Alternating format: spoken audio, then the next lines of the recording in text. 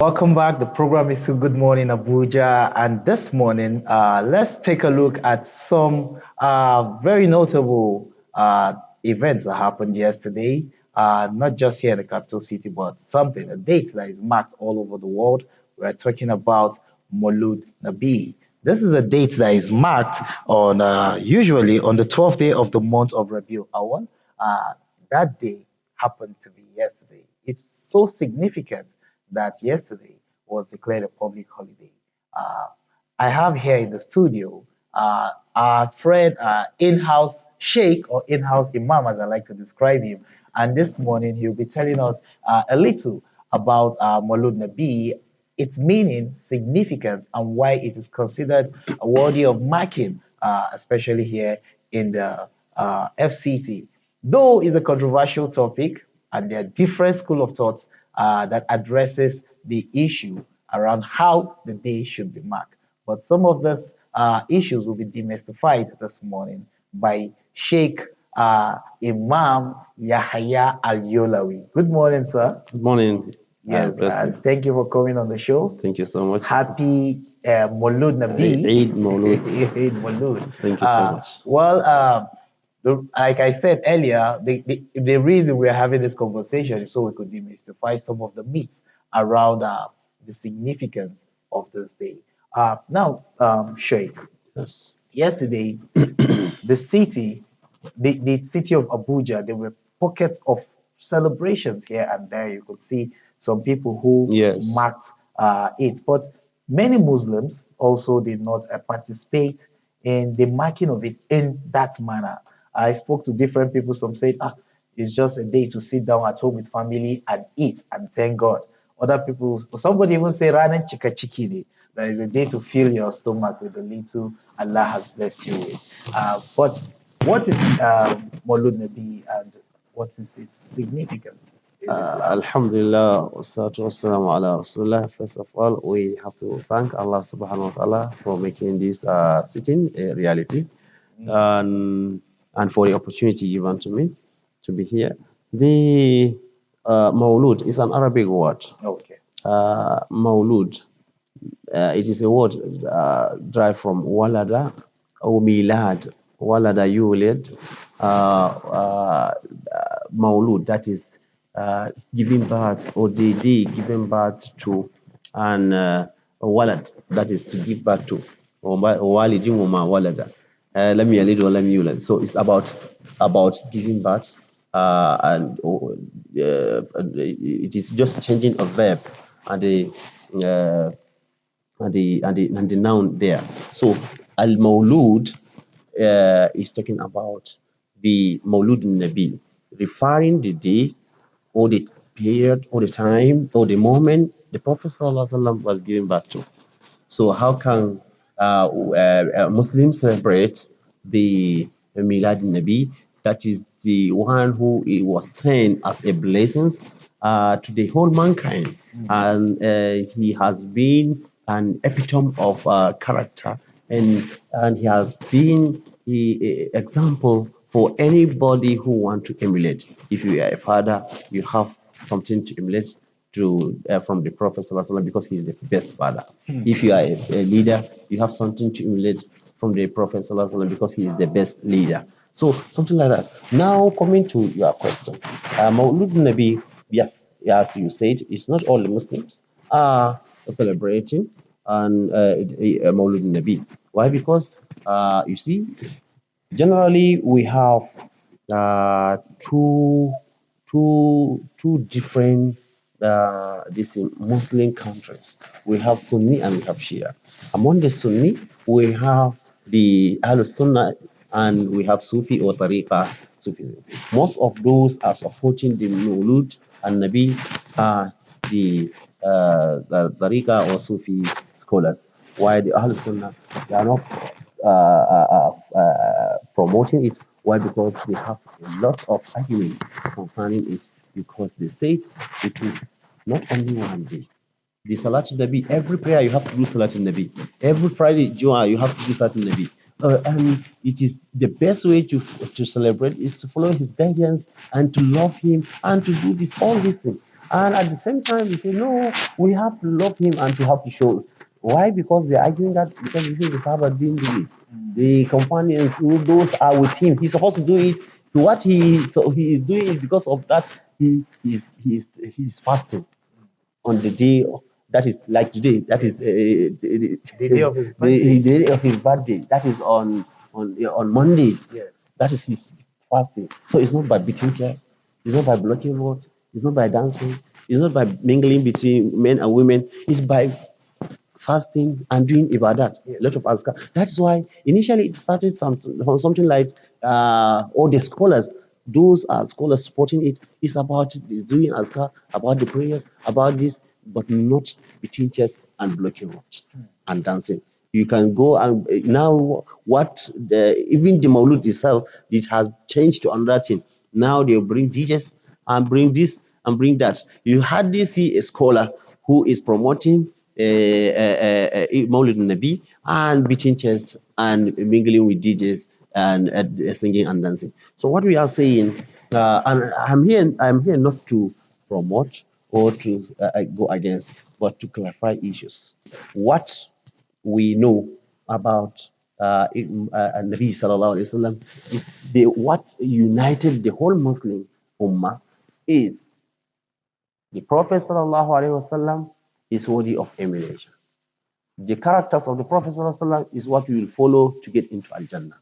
And Allah Subhanahu wa Taala commanded us to follow his footsteps, his exemplary manner, way and life of life. لقد كان لكم في رسول الله أسوة حسنة. قل إن كنتم تحبون الله فاتبعوني يحبكم الله ويغفر لكم ذنوبكم. All these verses are talking about if you really love him, you really want to follow his guidance, then follow his teachings, follow his hadith and way of life. Now, someone will sit down and say, okay, who is the prophet and how can we emulate him? Is by his teachings, is by his way of life. He said, uh, yeah, I was sent rahmatan lil alamin. How can he how can you be like him? Some people, you see, as I said, if you have uh selfless service, let's say we have problem in Nigeria. Corruption is our problem. The Prophet ﷺ is highly is a role model in selfless services. That selfless services is if we can emulate as a leader or as a follower or a civil servant, only that aspect of the Prophet can solve our problem in Nigeria. Because the root of the corruption is selfish interests. Myself, my party, my region, my people, my family, my this, the way I like it. That is what is making things wrong in Nigeria. Yes, this and many other things constitute the problem that we have that is anti-developmental to our dear country, Nigeria. But in commemorating the birthday of the Prophet, we are having this conversation. I would like Sheikh to tell us because we are understanding now that not all Muslims celebrate this day or mark this day the way some others mark it. However, let's quickly go on the short break. When we come back, we would be hearing from Sheikh how should this day be marked? How significant is the day that it should be marked in a special way? As he told us, the Prophet, may peace and blessing of Allah be upon him, said himself marked it by fasting. How did you mark yours? Let's go on the show. Welcome back, Sheikh Al Imam Yahya Al Yolawi, the Chief Imam of Area 10 Jumat Mosque and Director Nurul Yaqeen Islamic. Is that a center? Islamic Foundation. Islamic Foundation. I like that foundation. There's so many things you're doing there that are quite remarkable. May Allah continue to strengthen and bless you for it. That's the foundation that you should visit. Is a place that holds so much significance in learning, in worship, and of course in charity, the Islamic way. But let's continue our conversation. Yesterday was Molud Nabi or Eid Molud, as some people like to call it. Yes. And many people celebrated different ways, but we are just examining the significance of it this morning. And Sheikh, you were sharing with us that different people celebrate it. And in your opinion, there's a way the Prophet himself celebrated this. Uh, can you elaborate more on that? Yes, he was asked, the Prophet ﷺ was asked, why are you fasting on Mondays? He says, that day, that is why the day I was given birth to. So you see, he too, he fasted. So he tried to create an act or to have an act of worship to please Allah on that day, not to do something that will Displease displease Allah. Allah. So very, very key for anybody who is going against or for Eid Maulud. Now, I will not say it to anyone, just judge it by yourself. Now, look at the Eid Maulud itself. You see, as I said, it is a controversial issue. But when we are talking about the characters of the Prophet, Sallallahu Alaihi Wasallam, he is a peace lover, Hmm. he is a God fearing, he is the best leader, he is forgiving, he is generous, he is a warrior, Hmm. he used to fight from the front. Hmm. And he is a very good lover also. I would like to add that he is a leader. He is a leader, I say it. Yes. A good leader. Now let me give good example with peace loving someone.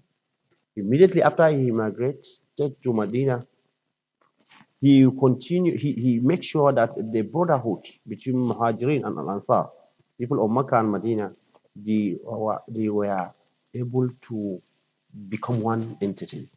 He make a brotherhood between this one and that, to the extent that no any uh, criminalities, no any fights.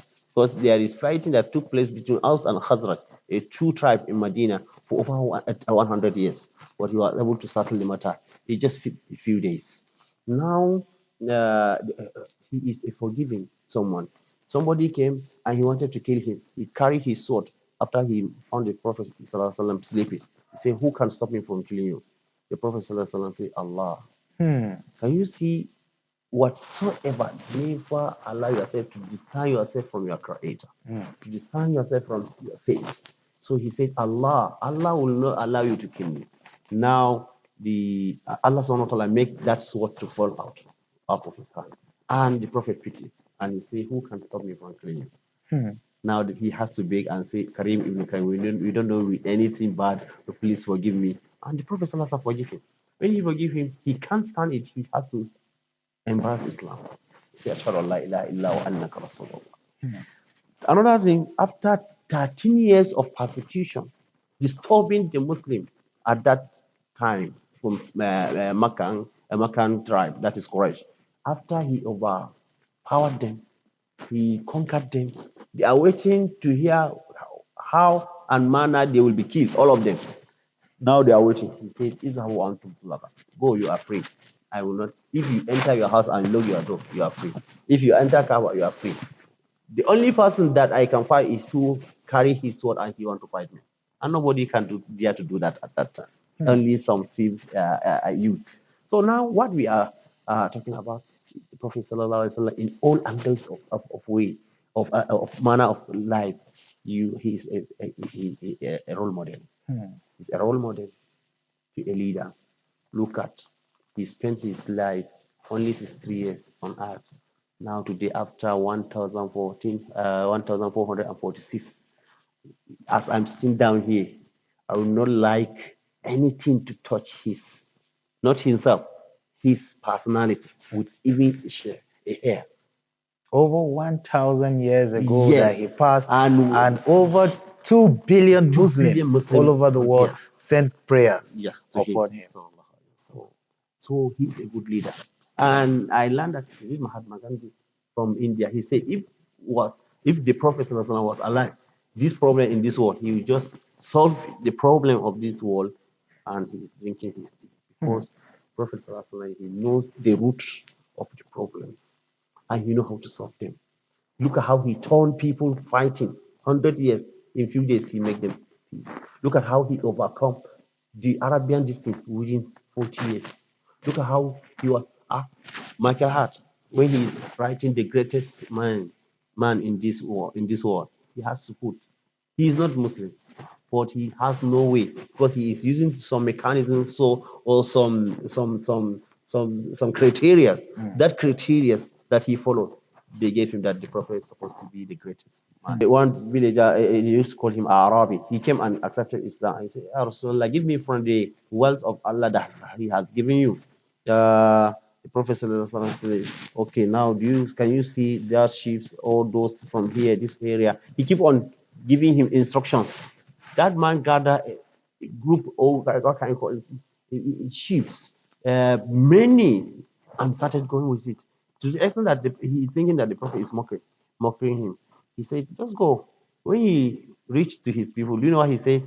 Ya qawm, oh my people, come and accept Islam. I am from somebody who is not, he is not scared or afraid of becoming poor. He used to give without thinking that one day, one time, it will finish. So, and he accepted Islam all of that. That is the character of the man known as Prophet Muhammad sallallahu Sallallahu alaihi alaihi wasallam. May the peace and blessing of Allah be upon him. He died over 1,000 years ago, but today over 2 billion Muslims offer salawat upon him. That is prayers. And you see, as Sheikh has described him, he is a typical gentleman, a leader, a husband, a father, not just to his own children, but to the entire humanity. That is a man whose birthday was commemorated, and it is in view of that commemoration that we are discussing the significance of such a man to have his day commemorated. We want to say thank you so much for coming here, Sheikh. If we were to spend the whole of today talking about the virtues of the Prophet, I know we will not exhaust the topic. Of course, Yes, of course, because of course. when it comes to giving, the Prophet is one who is known as being very charitable. Before we round up this interview, I'd like to say that it is noted that the Prophet gives so much, especially to the neighbors, that at a point he one of his caliph went asked and said, he was scared if the prophet would say the neighbors Will inherit. what he's supposed to give to the neighbor is so much that the neighbor could even inherit his wife. Yes. That is the virtue of the man known as Prophet Muhammad sallallahu alaihi wasallam. Now it's time for us to go as we are running out of time. But how did your day go? You could leave us a message by our social media handles and let us know how you celebrated your day. That is a public holiday, and of course, which is commemorated as Maulud Nabi Eid Malud, as it's also called.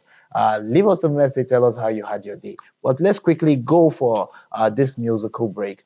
And when we come back, we'll bring you the rest of the program. Thank you so much for coming, Imam. Thank you And so much. congratulations and well done on the amazing work you are doing with Noro Yakin Foundation. Thank you so much, and God bless you. Yes, sir. So we'll take the break now. When we come back, there's still a lot more on the program.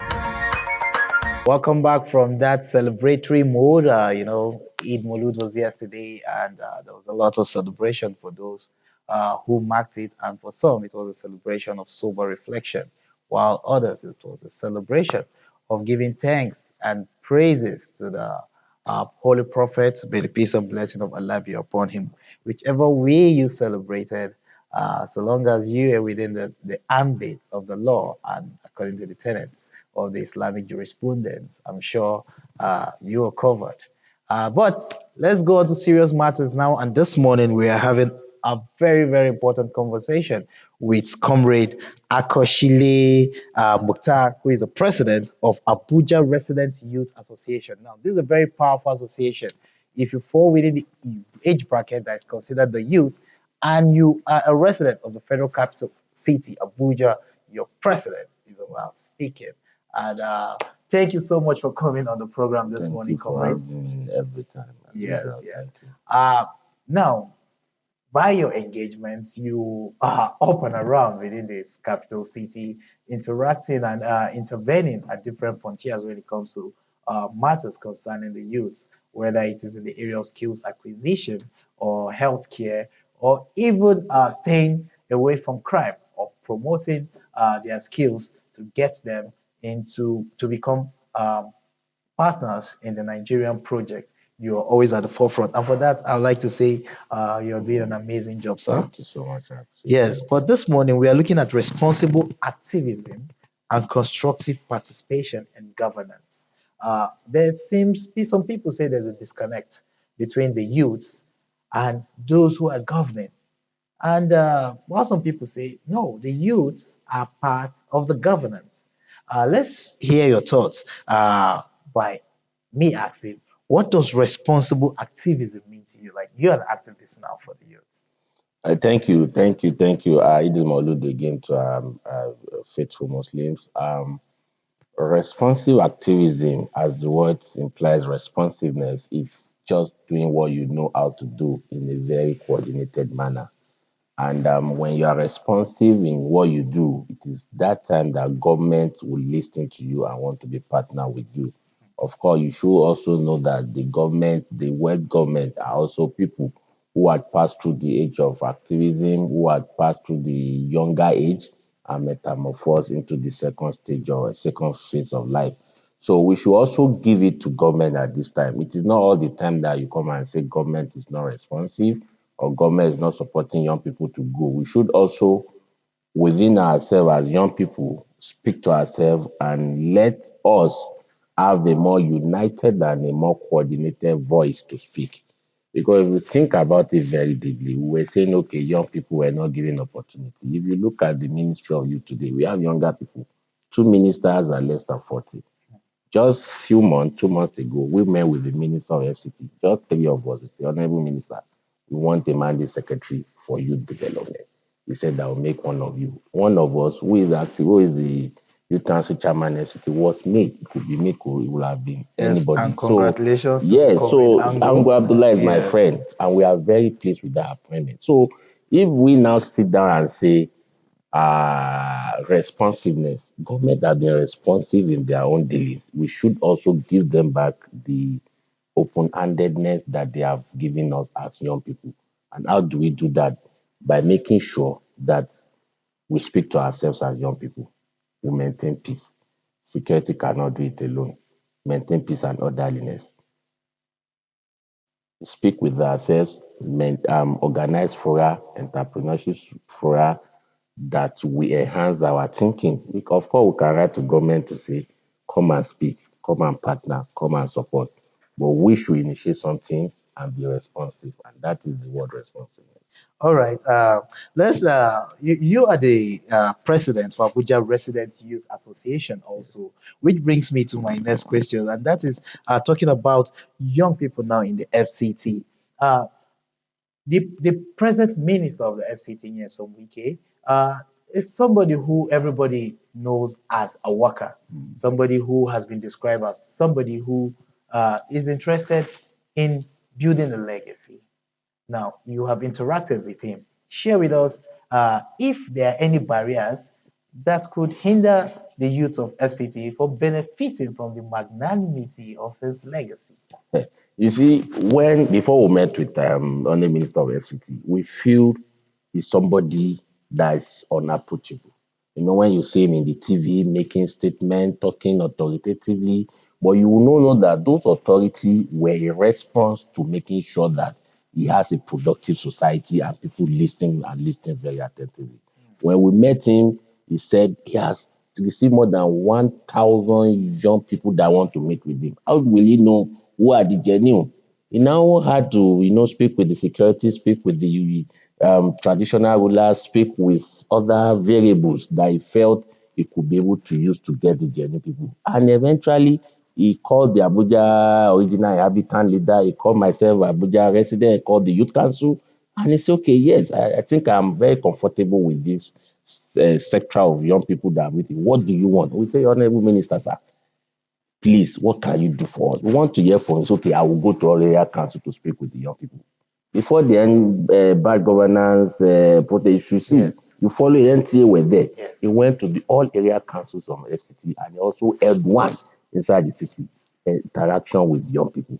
That was what gave birth to having a youth mandate. And the mandate secretary for youth is not only an appointment for Ango Abdullah alone, it's an appointment for young people of FCT. He has a technical team, and we are rolling out so many actions and policies.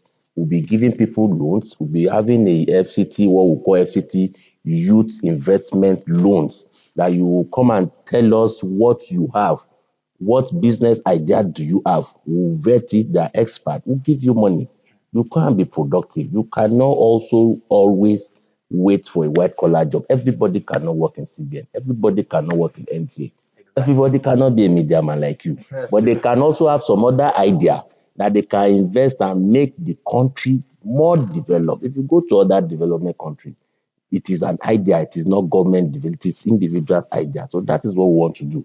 And we are running them up very soon. So, Okay. so Wike as a minister of FCT is the best we have had. In this FCT, we have had a minister that returns money without having an idea to do with it. But we now have a minister that say, give us more money. We have project. We want to develop FCT. We want to work. And you and I can know, can see, can hear, can feel that those developments are there. It is not about fallacy. We can touch them, we can see them. Developments are everywhere. I know if we continue to speak, there is no exhausting the amazing things that the Honorable Minister of the FCT is doing. But let's go on this very short break so that we can both catch our breaths. And when we come back, there's still a lot more that I want to ask the president of the Abuja Resident Youth Association. So please stay with us. Welcome back. If you've been following the conversation, I've been having a conversation with Comrade Mukhtar Akoshile, the president, Abuja Resident Youth Association, and we've been talking about responsible activism and constructive participation in governance, especially using the FCT example. And before we went on that break, we had a very robust conversation where you were able to share with us the amazing things that the Honorable Minister is doing, and all that is coming from the mandate secretary of the FCT Youth. This thing that is from the office of the minister. And let me ask now, social media. The influence of social media, especially on the youth, is so vast. But of course, there must be a way. Among those plans that you have, are there any that looks to probably involve youths maximizing their use of social media platforms for good, not for negative aspirations, as we saw with some recent protests I've held over the year?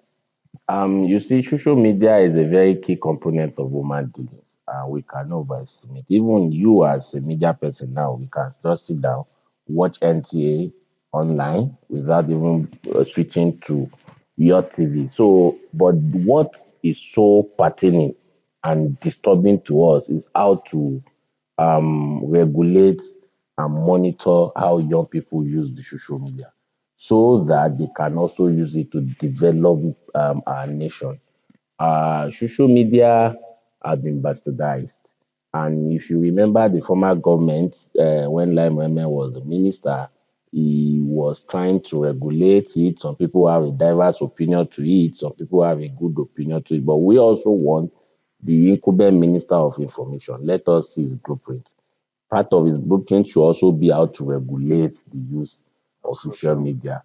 But as young people, we are also considering it as one of our policy to see how we can bring experts in that field to come. Because, for instance, we held the summit just a few days ago on CNG gases, how to convert Yes, the your. conversion.